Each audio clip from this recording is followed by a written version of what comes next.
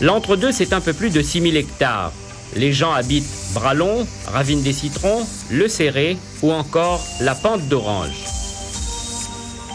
Il y a très longtemps, bien avant le début du siècle, le village tirait l'essentiel de ses revenus dans la vanille et le café. De nos jours, là-haut, on n'en plante plus.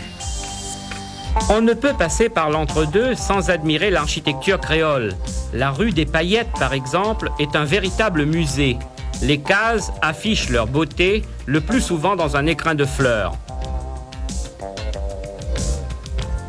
Pour construire la plupart de ces maisons, il a suffi d'abattre quelques arbres sur place, puisque, ne l'oublions pas, le village était en grande partie recouvert de forêts.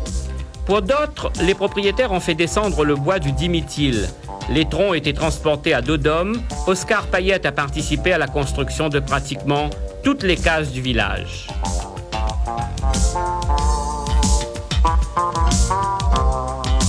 Et ça, vous avez utilisé ça pour construire des maisons ici? Ben oui, là où Dimitri a prenait le bois avec ça, il prenait la longueur qu'il fallait, et après ça, il mettait chez un échafaud. Prendre un enfant par la main, joue le trompettiste. L'enfant la plus âgée du village vit à 2 pas de la mairie. Elle a vu l'entre-deux grandir et se transformer, des gens arriver, d'autres partir. Je m'appelle, mon nom de baptême alors, Marie-Eugénie Béat. Et vous avez quel âge? Pas beaucoup, que 101 ans.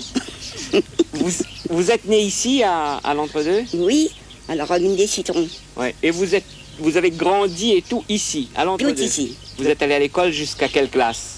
Jusqu'à la 5e. Au moment d'entrer en 4e, papa m'a tiré de l'école. Pour faire quoi? Ben, c'était pour rester dans la maison, pour aider maman. La famille était nombreuse, on était 10 enfants. Et moi, la plus vieille. Il fallait que je reste pour aider un peu maman. Et vous avez travaillé un peu au champ également avec votre papa? Oui. Et vous faisiez quoi? On mettait des graines en terre, des graines de maïs, des cœurs de canne. Tout ça, j'ai fait. Et soigner des animaux, porter des paquets d'herbes sur la tête. Et du bois. On ne connaissait pas le gaz. Et puis, il n'y avait pas d'argent non plus pour prendre le bois. Pourtant, on pouvait vivre parce qu'il y avait la pluie, le monde travaillait. Même qu'on était malheureux, mais on travaillait pour avoir à manger. Comment vous avez fait pour arriver jusqu'à votre âge? Ah ben, d'abord, je ne prends pas d'alcool. Aucun alcool. Jamais l'alcool alcoolisé, les boissons alcoolisées là. Ça, je ne prends pas du tout. Et je ne mange pas trop de viande. Plutôt les légumes.